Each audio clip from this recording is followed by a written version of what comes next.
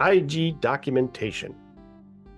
Hello, thank you for joining us. This is What Counts, a podcast created by Trailblazer Consulting. Here we highlight proven solutions developed through our experience working with companies across various industries, and we talk about how you can apply these solutions to your company. We share our experience solving information management challenges like creating and implementing a records retention schedule, creating an asset data hierarchy, or helping with email management. This is Lee, and in this episode, Maura and I will talk about what an information governance professional should document. This was a good one, Maura, because we talk about it in a number of episodes. We say, just make sure you document this, make sure you document that. What are those things you should be documenting? Can I give the classic answer of it depends? I'm just kidding. Of course. It does depend, but you're right. I do say it. We both say it all the time. And I was thinking about why, because you asked me this question. And I think for me, it comes out of the tradition and the principles of records management, which is kind of the forerunner of information governance. And the primary purpose of records management is to keep the documentation that demonstrates and provides evidence, the evidentiary material, the evidentiary records of how an organization operates. So it's policies, procedures, decision-making, authorities, approvals, transactions, the obligations that the organization has to its customers or its shareholders or its stakeholders or its employees, and obligations that are owed to the organization. And all of that originally was captured in actual documents, physical documents.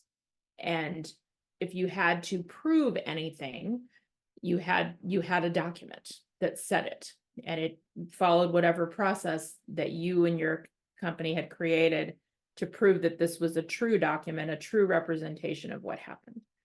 And it really comes, it's been at the basis of record keeping for literally millennia, going back to my favorite, Sumerians and the clay tablets. I see you laughing, but it's been a while. I have not talked about the clay tablets in a long time.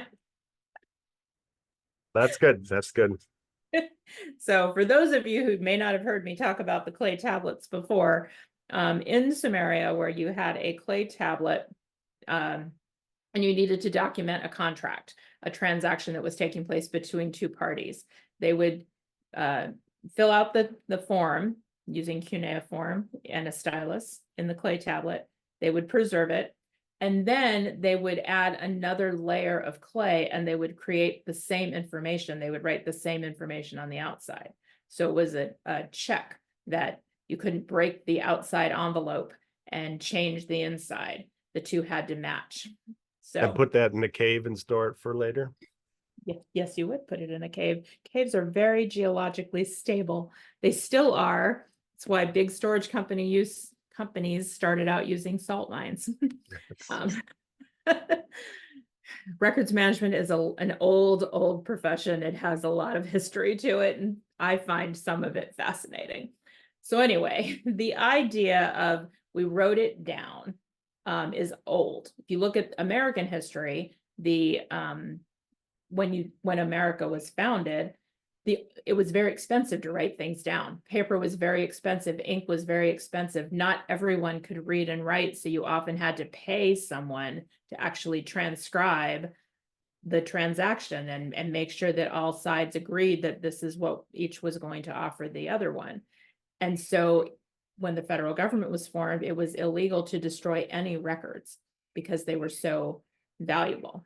The Federal Records Act in the 1930s was actually the first time that you were allowed to destroy records of the federal government. And that's because at that point, it had become cheaper and easier to create them, which means people started creating things that were less valuable. When you have to, go skin a sheep and make vellum and get blueberries and make ink or whatever, cut a quill pen. I'm going down a rabbit hole here, but I can see it in your eyes. But the effort that went into creating a document used to be such that you didn't do that as a trivial thing. You did that only for the most important records, the ones that translate into kind of the less than 2% of records that we consider as permanently valuable in most organizations today. The advent of mass production of paper, printing presses, photocopiers, and then electronic means of copying and distributing information means it's much easier to create less valuable written documents. So we're talking about what is it important to document? I think we need to go back to those original principles of we're trying to document the policies, the approvals, the decisions, the transactions, and the obligations of your organization. So as you're working through your information governance program and you're establishing what are you going to do, usually what we help our clients do, or what we ask them is, okay, what are the goals that you want to put in place for your IG program? And they are often very similar.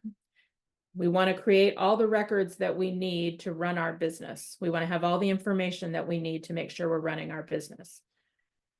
Usually there's some adverbs on there: running our business safely, effectively, efficiently, to maximize revenue, minimize cost, minimize disruption, minimize errors. Those things change from company to company, but the idea of, do we have the information we need? That's usually first. The second thing is, okay, do we have the information that we need to show that we're in compliance with any federal, state, or local laws or regulations that apply to our business? So if we're an energy company, we need to comply with environmental regulations. We may need to, we will need to comply with income tax regulations. We have employees, so we need to comply with the OSHA regulations. So what documents, what records, what data do we need to prove that we are doing those things right? So you're documenting those things. Then when it comes time to make harder decisions, like, oh, we have 500,000 boxes in a warehouse. We're not sure what's in them. We have some ideas of how they got there. If we're going to inventory those 500,000 boxes, it's going to take 5 years, or it's going to take 25 people to go attack it on a daily basis for 6 months or something. You can do the math on how long it's going to take if you want to actually track down and see every single thing that's in the boxes. Is that worth it? Or can we make some high-level risk-based decisions of, okay, we know what we sent off-site, we know who was authorized to send it off-site, we've got our transmittal forms, we have a general idea of what's in each box. We're going to make a decision to keep these boxes for X more years based on our retention schedule, and we understand the risk that we're taking that we may destroy something too soon. And you want to document that thought process so that you can say, these were the factors we considered. This was a thoughtful decision. This was not a haphazard decision just based on cost cutting. We don't want to pay for storage anymore. Apply the same thing to old servers or backup tapes, where it's actually harder to find out what's on it. And the 500,000 becomes 500 million different objects out there very easily. Same idea though. What security groups were people in? How old is everything? What would our retention schedule say about these records if we had more detail? Here is our kind of risk-based decision of how long we're going to keep these records, and we understand this risk, and we're going to document that. So that's the what. Yeah, and you're getting to some of the really hard things. In its simplistic form, a records destruction certificate is documenting the fact that you destroyed something, right? So that's kind of an easier one, if you want to put it that way, right? You have that. We destroyed this according to the retention schedule. We got the certificate, and we're going to keep that certificate. Documenting that you have a 90-day email roll-off. That's kind of another easy one too, right? You could put it in a policy or an IT policy or something to that effect. So you're talking about the harder ones, which are, like you said, the ones that, yeah, we got these boxes in storage that nobody knows anything about, and they're from 30 years ago. What do we do with them? How do we make that whole decision? How do we create that package to make that decision? That's the piece that gets documented. And how do we document those then? I gave like simple examples, right? The certificate and the policy. How do we document some of those that you're talking about, the harder ones? And that's good segue to where I was going next, because it doesn't have to be a convoluted process to document it. You can take advantage of things like basically any system that you're going to create has date time stamping available. You can create an unalterable format like a PDF format so that you can say contemporaneous notes are important. So document it at the time you make the decision. Circulate it to the people involved in the decision. Make sure that you've captured all the details correctly. Capture it as a PDF that can't be changed, and store it in, say, a team site where you're keeping those destruction certificates or those policies or those other decisions that you've made about your information governance program. You can actually send an email to a team site. You don't even have to do it manually. You can just CC the team site on the email and it goes right there. If you have a different content management solution, not a Microsoft Teams site, but some other collaboration system or content management solution, create a folder, create a library, create a channel, and just automatically send these documents where you've just written it down. Pretty basic things. Here's the date, here's who was involved, this was the question we were trying to answer, here are the factors we considered, and here's the decision that we made. So it just, and reference, we made this decision based on our policies, based on our retention schedule, and based on the information that we could gather about this set of records, given the limitations we had in terms of time or access or something else. So it doesn't have to be a lot. It's a couple paragraphs. It's one page every time, but it's consistent, and it is documentation of your thought process, and that your thought process here is how the organization is managing information. Good stuff. Yep. It sounds so easy when you say it out like that. And then I feel like sometimes people are let down because, oh, we thought this was hard, but it's actually not hard. It's just that it requires discipline to do it every time. And it requires enough detail in the documentation so that a person who wasn't involved in the decision could look at it and say, okay, that was a reasonable approach.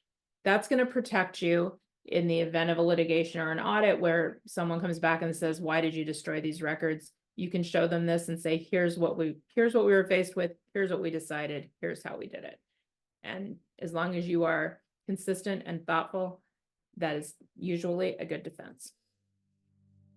Excellent. If you have any questions, please send us an email at info@trailblazer.us.com or look us up on the web at www.trailblazer.us.com. Thank you for listening, and please tune into our next episode. Also, if you like this episode, please be a champion and share it with people in your social media network. As always, we appreciate you, the listeners. Special thanks goes to Jason Blake, who created our music. Great. Thanks, Lee. And thanks everyone for listening. Look forward to our next episode.